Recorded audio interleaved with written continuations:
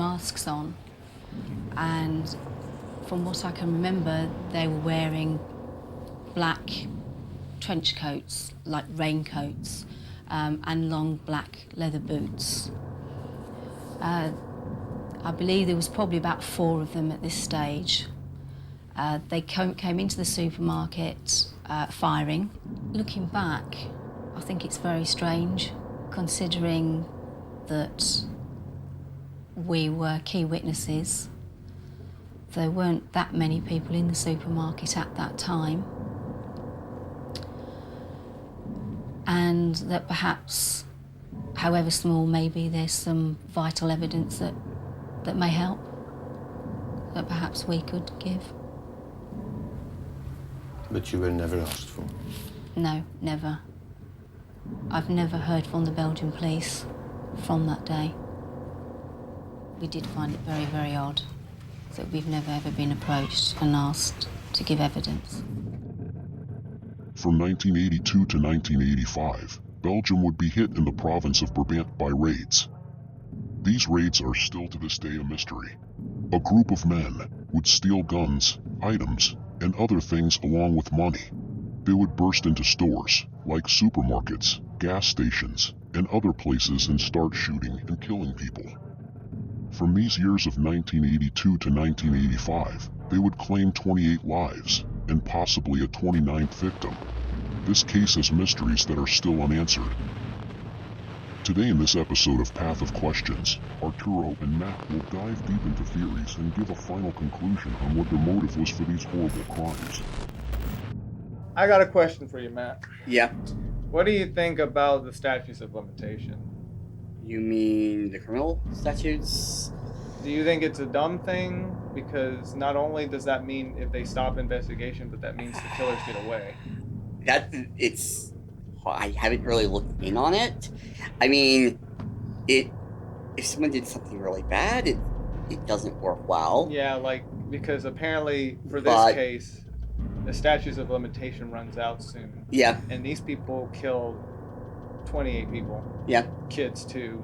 And personally, I think why put a statute of limitation on this when they've been finding information so far and clues as of late? They don't know. They don't know, I know, but... They don't know. Knowing that these people are still walking around, if they're still alive. Yeah, if they're still alive. That's the thing. But yeah, we're going to dive deep into our theories on who the heck these people were. Why did they do this? What was the motive? And if there's a big conspiracy behind all this. Bear in mind, this was the 80s now. We were still in the Cold War period. Right. Europe was still, I guess, semi-tense because of the East world under the Soviets. And whether or not if this all connects to it, we don't know, but that's where we're going to get into our theories. On March 13th, a theft of a 10-gauge fowling shotgun from a store in Dinant, Belgium. 2 men were seen running away by the owner of the store. That same year, on May 10th, a theft at gunpoint of an Austin Allegro. One of 2 such instances in which the killer was seen without a mask. He spoke French, apparently as a first language and with the inflection of an educated man. After the robbery, the car was dumped almost immediately. The car was from a theft of a Volkswagen Santana from a car showroom. Months later, on August 14th, an armed robbery of a grocery store in Maubeuge, France. Food and wine were stolen, but oddly enough, they didn't take money. 2 French police officers were shot and seriously wounded when they arrived at the scene of the crime, while the goods were being loaded into a vehicle. Another month would go by till they hit again.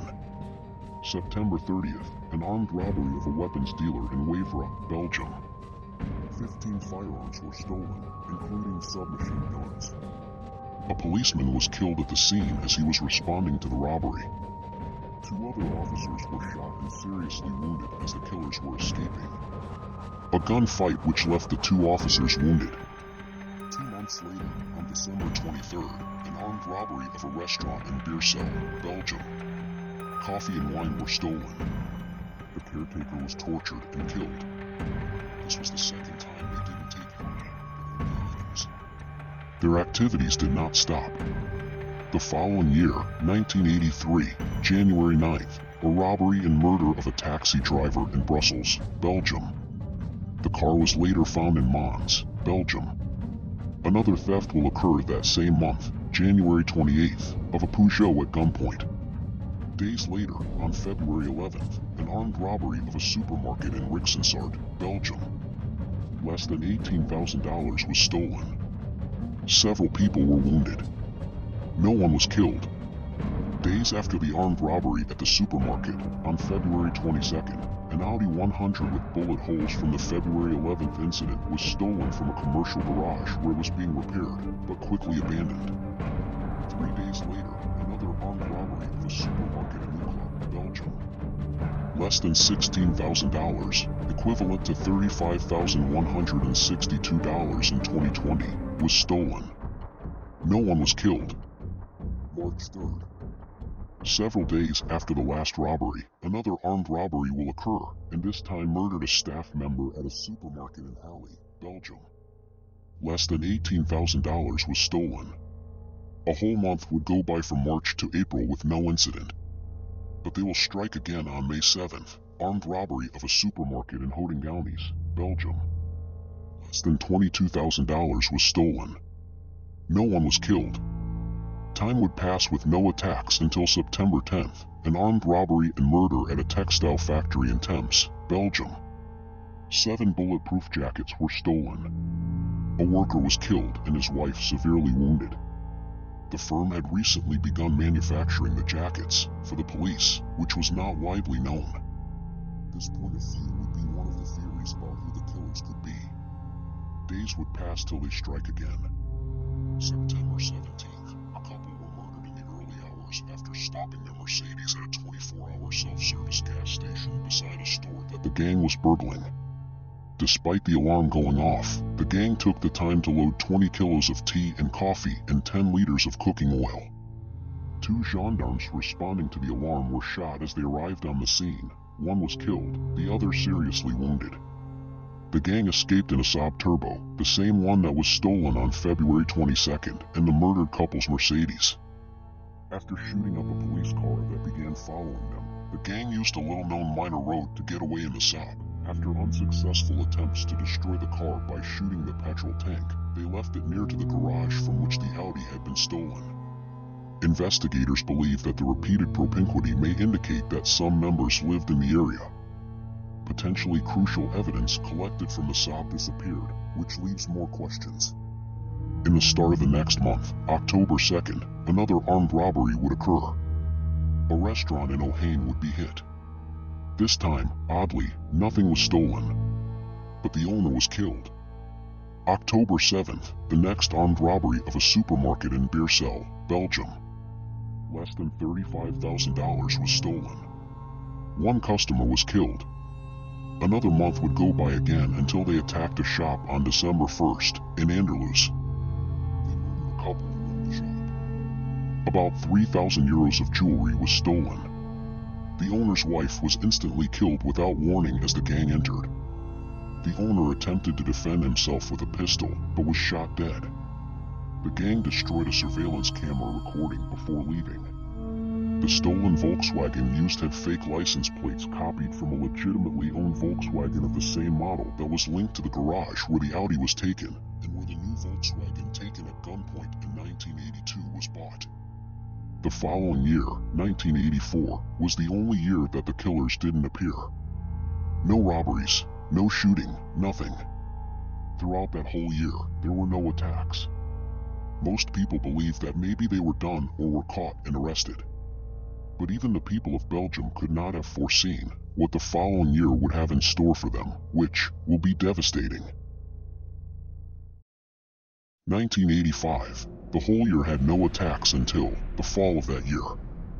September 27th, an armed robbery at the Delhaize supermarket on Rue de la Granette in Braine-l'Alleud. The killers take a kid as hostage while entering the store. Once they get close to the entrance, they shoot a customer right outside.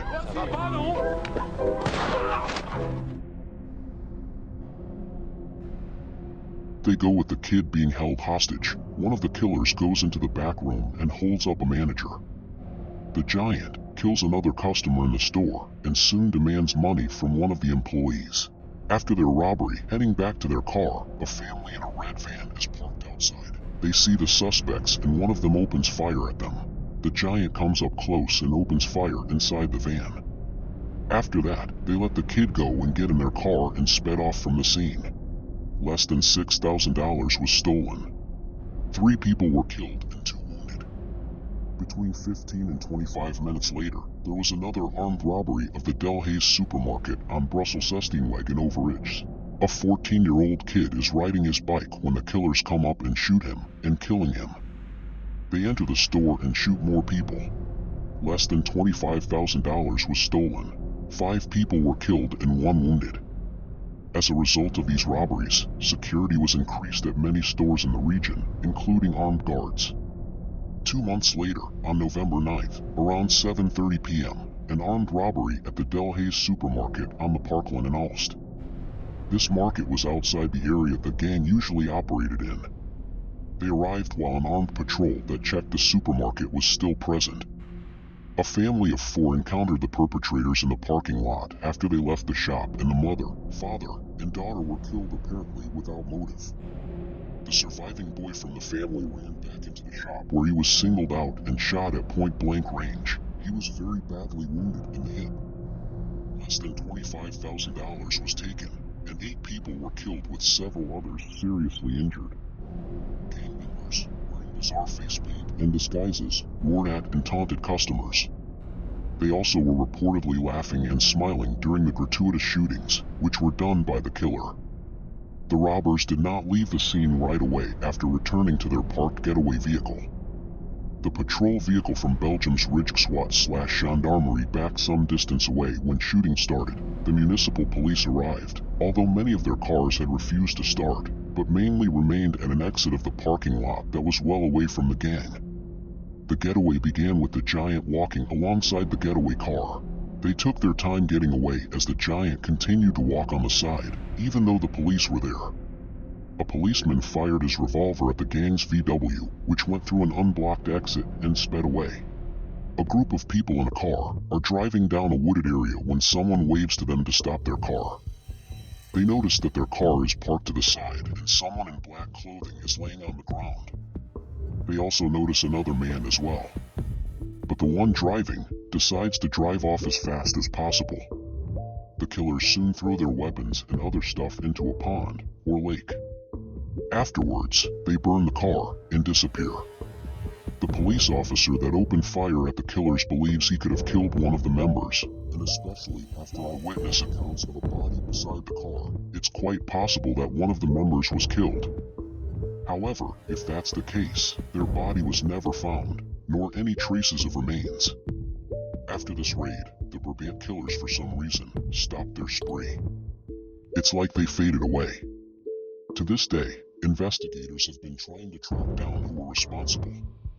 They have found items and possible suspects.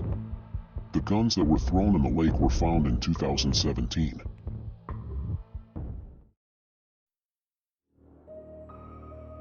These killers went by specific names. The giant was a tall man who walked with a limp and was presumably the gang's leader. The killer was usually the one doing the killings. The old man was a middle-aged man who mostly served as the getaway driver. People have criticized the police investigation. Some theorize believe that the killers were former police or elite Diane group. These 2 men were suspected of being the gang that raided the supermarkets. This man was a policeman. His name was Christian Bonkowski. He had once served in the elite Diane group before being fired in 1981. Bonkowski's brother said that Christian had been fired for an accidental discharge while on duty. His resentment over this turn of events haunted him for the rest of his life. Eyewitness accounts describe the giant being this man. In 2015, on his deathbed, he confessed to being the giant. 2 years later, his brother came out about this reveal. DNA was tested, but it came back negative. Robert Bayer was in Thailand and he was suspected of being one of the gang members. According to RTBF, the suspect was arrested by Thai authorities who discovered during the searches that the suspect had been living illegally in the country. Byers' name had repeatedly come up during the investigation into the Brabant killings, but he denies any involvement in the series of robberies and murders. The victim of the last shooting lived. He worked close with the director of a film called Don't Shoot. The film was based on a book of the same name, written by a Belgian journalist in collaboration with Van de Steen. The title comes from Van de Steen, who heard his sister yell, "Don't shoot, that's my dad," before the family was killed. So, Matt, do you want to start off with your theory, or do you want me to start? I have written down a few things here. I don't have much. Like I said, and I've mentioned this to you while looking at this, and we may need to explain what we're talking about too. Disgruntled employees.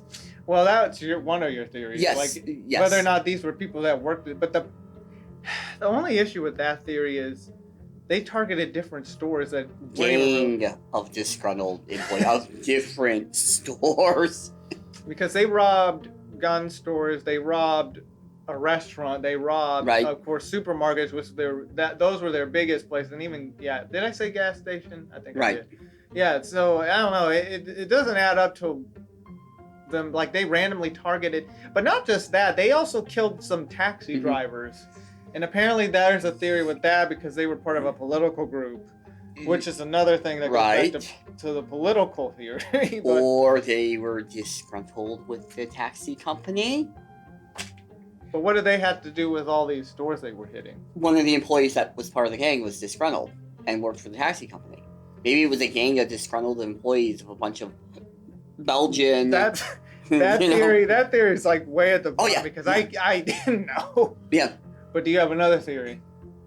I don't know, because some of the other theories that we've talked about, I can poke holes in them. So so if you want to poke holes on mine, here are my theories. So one of my theories is they were maybe possibly a terrorist group, because this was around the time of this operation that I don't know too much about, but apparently it had something to do with like the Cold War stuff, CIA stuff, whatever. There were some bombings that also happened in Belgium around this time, and so they kind of wonder if this was a communist terrorist group or something, a group that was like going around causing fear in the public. Whether or not they were a terrorist group is one thing, but they had knowledge of weapons. They had knowledge of what they wanted. They even stole armor from a police place that was making armor for the police. Right. What do you think? What was their motive? Don't they usually have some specific goal, unless the goal was stopped with no one's knowledge? Maybe their motive was to cause fear But wasn't the whole thing sporadic? It wasn't just constant. It would do it, stop, do it, stop, do it, stop. That's not going to cause as much fear as just constantly doing it. Yeah. Because there was a span of gaps in between there. And then, of course, there was that really, really odd point in 84 where there was nothing. Right. Silent. People thought, oh, maybe they're arrested. Maybe they've been caught. Right. But the other thing that goes back to the political theory is that was an election year, I think, over there, if I'm not mistaken. Because the next following year was the worst that they did. Right. So you're saying they lost? I don't know. Yeah, right. We don't know. So, but then again, what if this was a group that believed in a police state? Like, if they wanted to cause fear and show the world, hey, we need our country to be a police state. The problem is they're killing innocent people. Right. For this cause. Right. Which makes no sense. Why would they do that? Yeah. What would you think their motive would be to be a police state by killing people? Yeah, this is why I have some issues with some of these. It's like you can't figure out any of the motives. Mm-hmm. And of course they say there was like maybe 4 or 10 groups of these guys.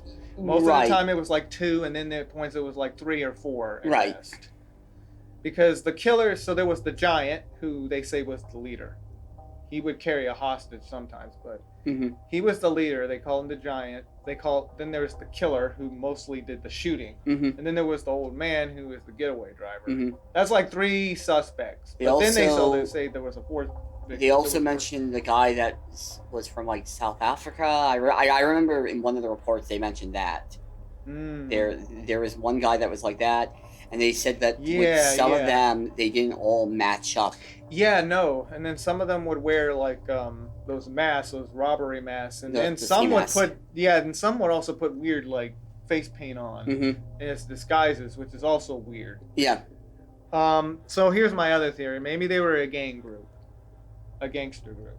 But what was their motive? Well, And did they not take money? okay, so they did take money.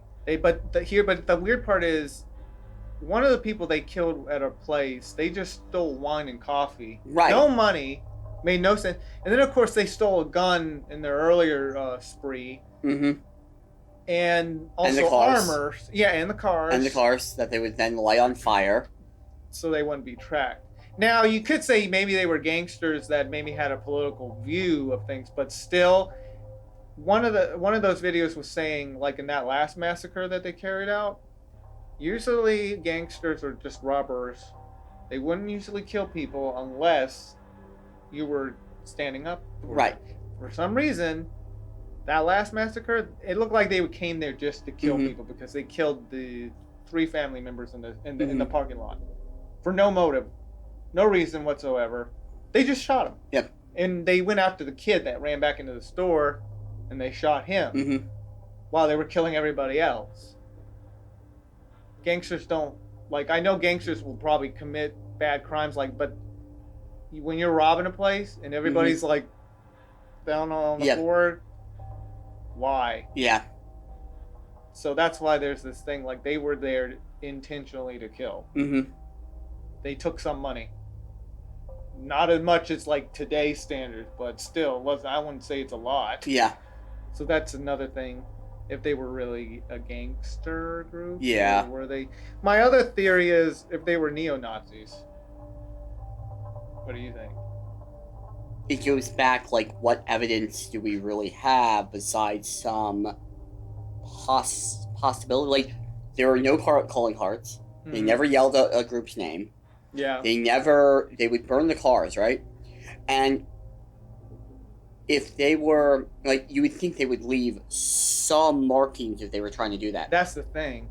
The other issue is how they would take their time getting away while the cops arrive. Yeah. Which gets to the theory, well, were the police somehow involved? Right. Because there might have been corruption, because some people criticized the investigation. Right. Some either fingerprints or some evidence were lost miraculously. Wasn't that the whole thing with the O.J. Simpson trial a couple years later? Yeah, like that's the thing. Yeah. Like you wonder, did the police have something to do with it? I don't know if they were neo-Nazis, but that's another theory. Then of course, going back to another political part, maybe if they were like socialist or communist groups that wanted to spread fear because of the Cold War. Right. That may be plausible, but still, I would think it would be more of how the Bolsheviks did it back in 1917. Right. Where they would overthrow the government, but what they did, they went around shooting or stealing stuff. Yeah. Yeah. So I don't know. Yeah, that's the thing, is their targets. That's why the Disgruntled Employee Act I don't know if they were best. disgruntled employees, but I will say, here's my other theory. Maybe they were part of an army militia or police group, either a far left, far right wing extremist group. But there was a theory, there's this guy who was in the police force, and he looked identical to the Giant, or the Killer, I think. And some theorize, because the way how they did their things, so they knew what weapons they wanted, and then their tactics looked similar to like a police force or a militia group. It's possible maybe they were police. Right, but then it goes back to the goals. And why were they only attacking that area? It's the whole thing with me is it's what they were trying to go to. If it was a bigger thing, then you could kind of pin it, but it's just a bunch of convenience stores, and they kind of stole their own armor then. Yeah, now that I think about it, yeah.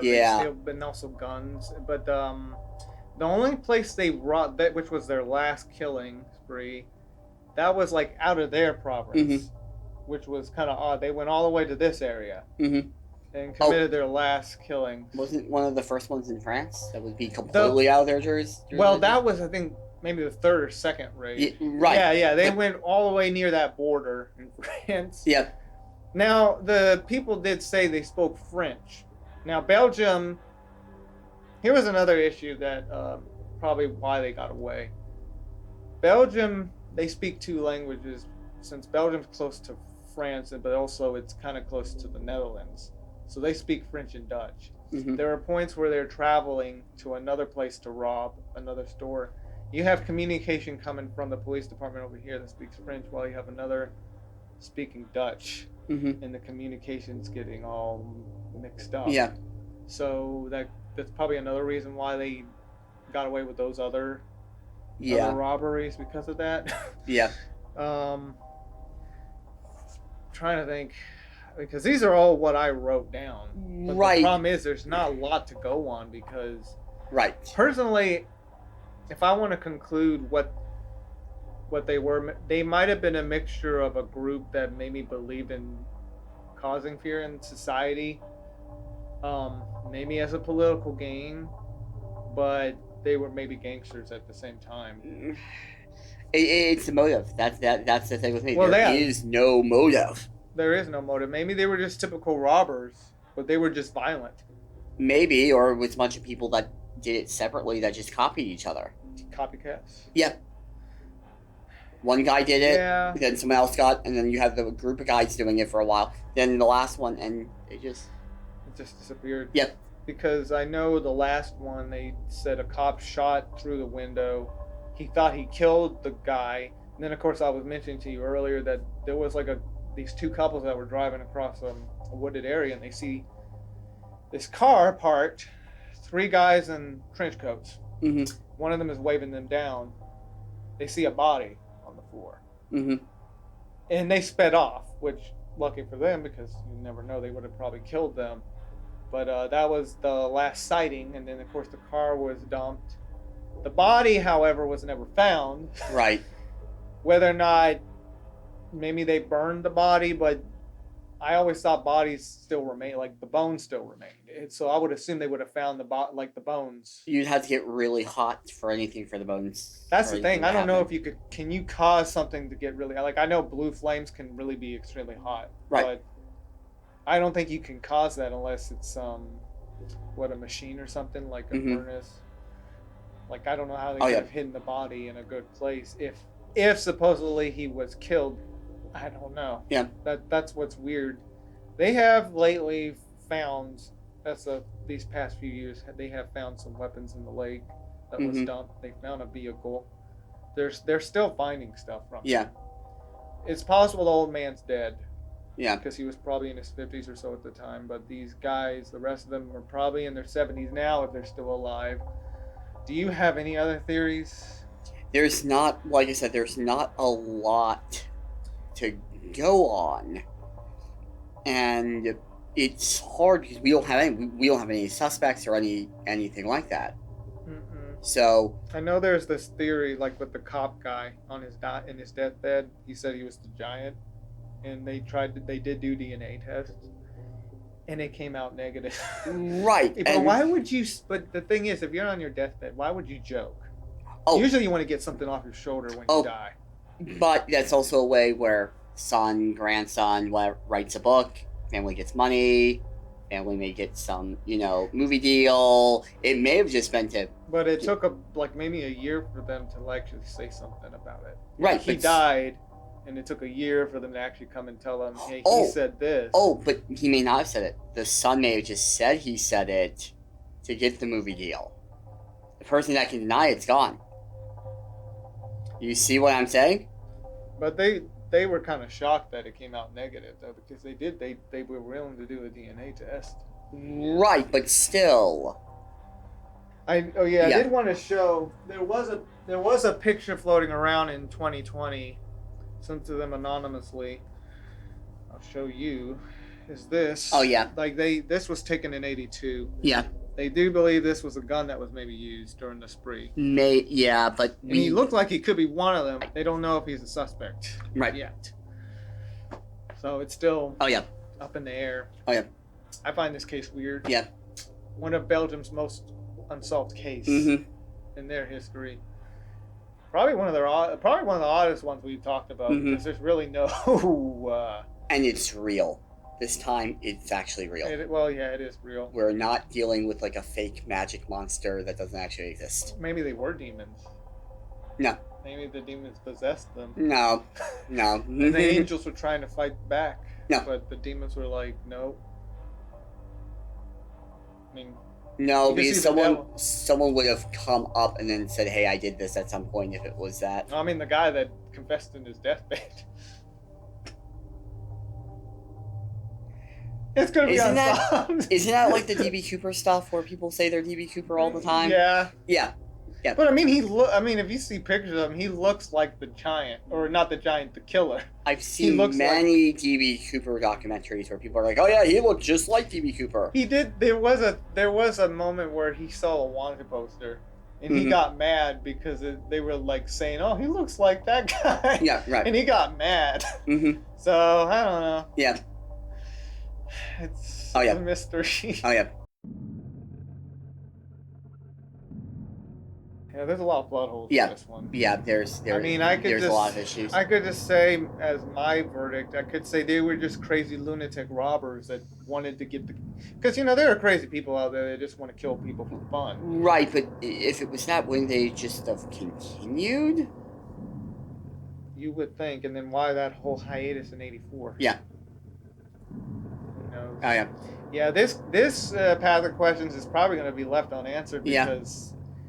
This one's a weird one. Personally, I would say maybe they were just crazy robbers, but maybe there was a little more politics involved with why they were doing this. Like all these theories, it's really up to everybody's interpretation. Statutes of limitations running out, and I don't know if they're going to extend it for the next 10 years. I hope you enjoyed this Path of Question episode.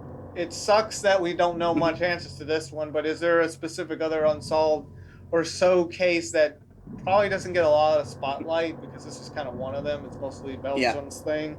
And I know a lot of people are finding this interesting. If there's another specific cold case that you want us to talk about that personally I haven't heard of or he hasn't heard of. I've been watching a lot of those lately, which have been pretty interesting, and they're still cold cases today. Yeah. Anyways, peace everybody.